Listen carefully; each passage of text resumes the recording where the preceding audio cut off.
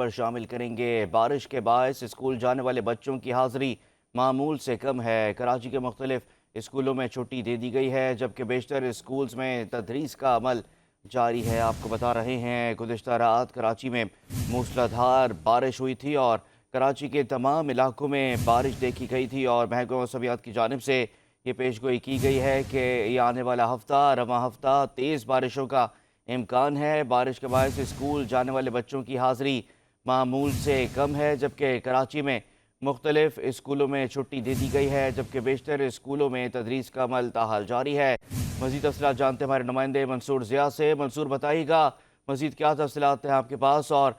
کتنے اسکول ہوں گے جنہوں نے چھٹیاں دے دی ہیں؟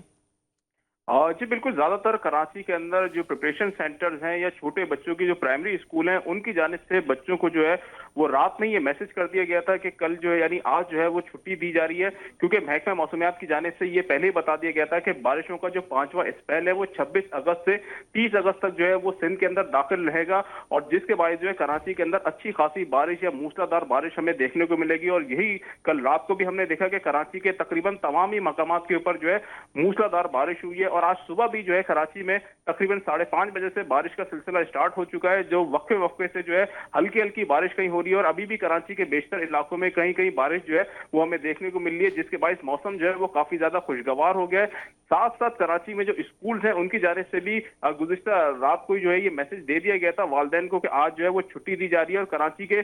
بیشتر ہم مقامات پہ اسکول میں ہم یہ دیکھ رہے ہیں کہ آج جو ہے بچوں کی اسکول کے اندر جو حاضری ہے وہ معمول سے کم ہے، جبکہ باقی جو اسکول ہم دیکھ رہے ہیں اس کے اندر یہ ہے کہ تدریس کا عمل جو ہے وہ ویسے بھی جاری ہے۔ اور اس کے علاوہ ساتھ ساتھ والدین کے اندر جب بھی بارش ہوتی ہے تو سب سے زیادہ خدشات جو ہوتے ہیں وہ یہ لائق ہوتے ہیں، کیونکہ یہاں کے جو روڈز ہیں اور جو سیوریج کا نظام ہے، ہم نے یہ دیکھا ہے جب بھی بارش ہوتی ہے تو سڑکیں جو ہے اوور فلو ہو جاتی ہیں، زیر آب آ جاتی ہیں، اور گٹر کے ڈھکن جو ہوتے ہیں وہ غائب ہو چکے ہوتے ہیں، جس کے باعث اکثر ہم یہ دیکھتے ہیں کہ بچے جو ہے گٹر کے اندر گر جاتے ہیں، یا پھر بجلی کے جو تار ہیں وہ ٹوٹ کے جو ہے